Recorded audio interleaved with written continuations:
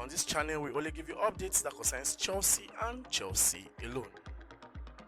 All right, so welcome back to another segment. It's not the matter now. Always here to give you guys updates that concerns Chelsea and Chelsea alone. But before we push through, please kindly like our video, share, subscribe, follow this page because it's only on this area we hit the ground running for Chelsea.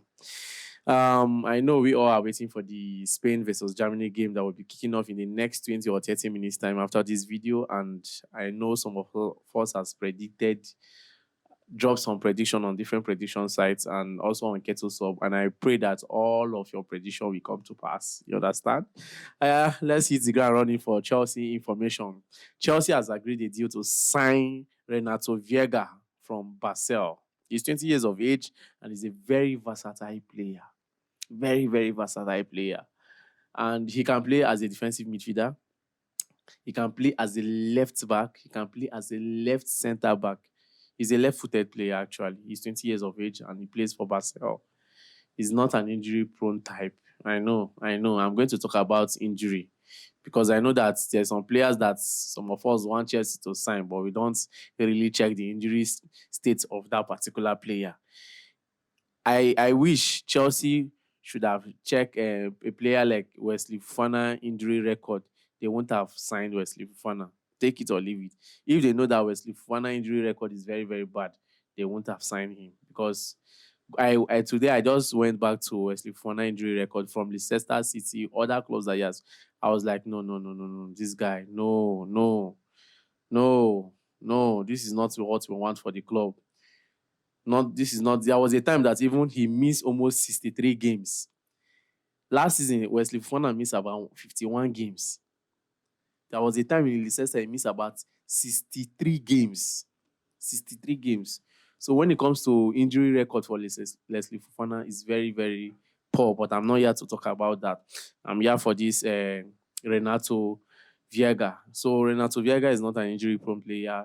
He's a left-footed player that can play as a defensive midfielder, can play as a left back, and also can play as a left centre back. Since the deal of Ricardo is not working for us, I'm talking about the Bologna defender. The deal is not working for us. It's working for Arsenal.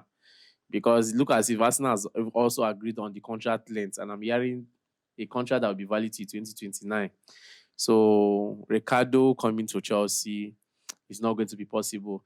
And again, I'm not trying to spoil Ricardo's name. I mean Ricardo Calafiori. I'm not trying to spoil his name. But coming to the injury side, Ricardo too has his own bad side when it comes to injury. Just that last season, he only went 2 games off. Last two seasons was 16 games off. Then season before last was about 20 games off. So he's an injury-prone player, but not like the one of Wesley Fofana. You understand? So for me, just like I told you guys, I was not really pushed. I was not really keen on that Ricardo's deal. You understand? I was not really pushed for Ricardo's deal. But let's see what's happened to the case of Renato Veiga, the 20-year-old Basel player. Let's see if Chelsea will make a push to sign the player or not. But the deal is about 11 to 12 million pounds.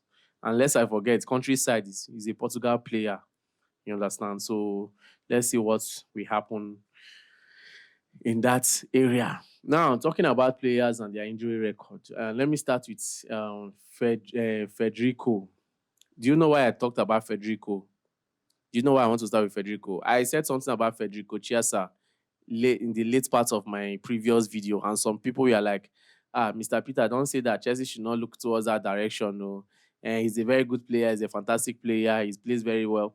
I know that he plays in a position which we are looking for. We are looking for a left winger.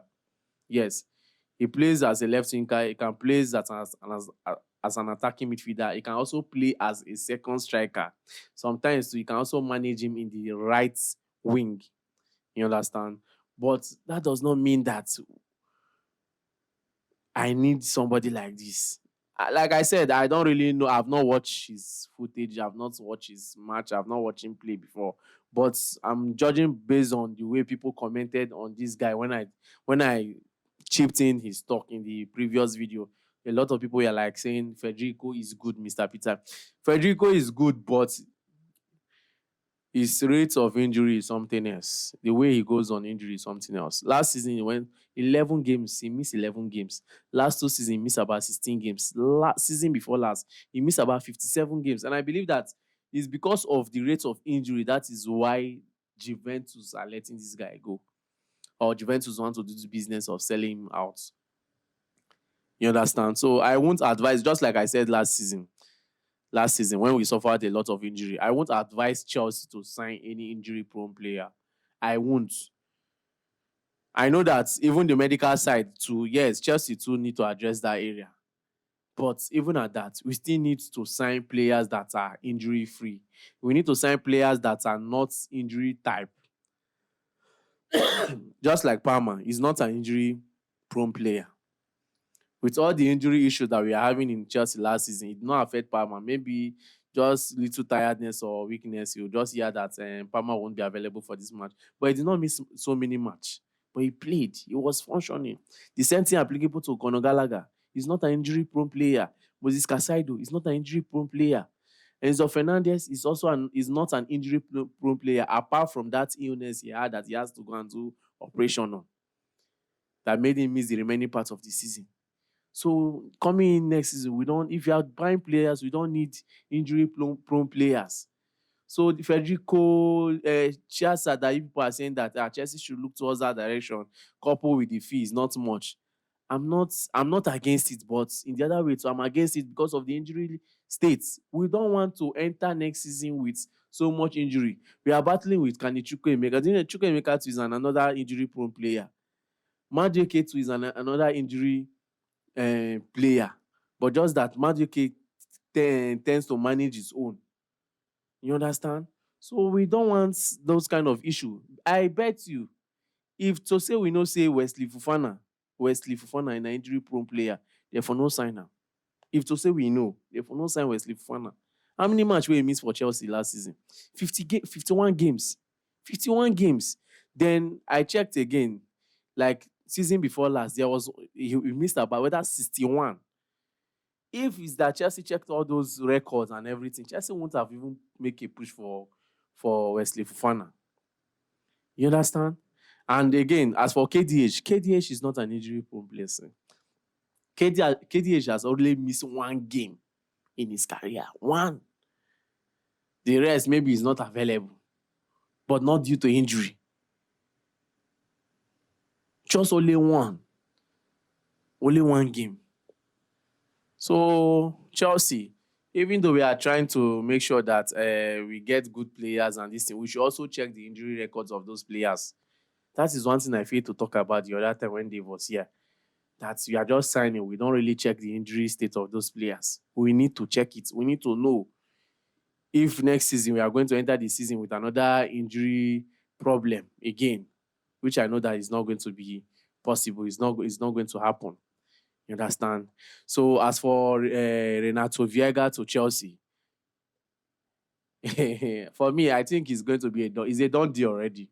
It's a done deal because 11 to 12 million pounds, a versatile player that can play as a defensive midfielder, play as a left back, and also play as a left centre back. No issue. We move. He's not an injury-prone player. He's not.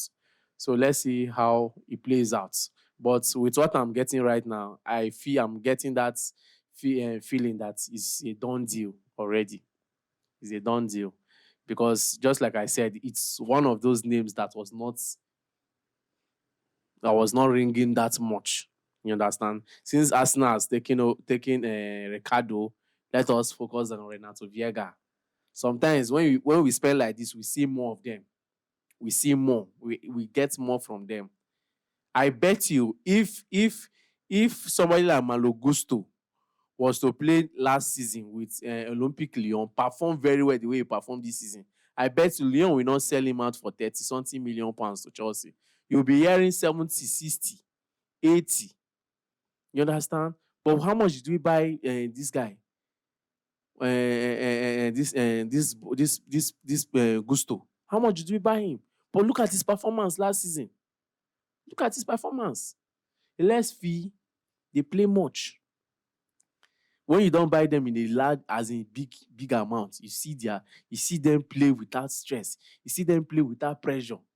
But when you buy them with big amounts, you look as if they play with pressure. And that was what Moses Casado faced when he arrived in Chelsea. He was under pressure. He needs to deliver. He needs to start playing. He needs to hit the ground running. But at some point, he was now relaxed and calm and say, why am I stressing myself? I am still Moses Casado. I just have to, it's the same thing I was playing that made them sign me. So I just have to pipe low and play my football. You understand? So it's not that I'm saying that Renato Veiga on a normal level is not a Chelsea standard. But what can we do? This is what this new owner have turned Chelsea to. So we just have to play according to the rhythms and also wish that the club turn out good next season for us. You understand? So Renato Veiga to Chelsea, here we go. Here we go. Here we go. Here we go. So that is it. As for players remaining for them to sell, we have Lukaku, we have Kepa Arrizabalaga, and also Broja. Broja. I've not been talking about this guy, Broja. Broja. We heard that AC Milan was pushing for him, but for now, the AC Milan pushing for Broja, that talk has piped low a little. That talk has piped low a little, but hopefully, I believe that AC Milan might reignite their interest again for Broja. You understand? Thank you very much. I still remain your humble boy, Peters, and don't fail to watch the Spain versus Germany game because I want to watch my man in action. I'm talking about Marc Cucurella. Thank you very much. See you next time.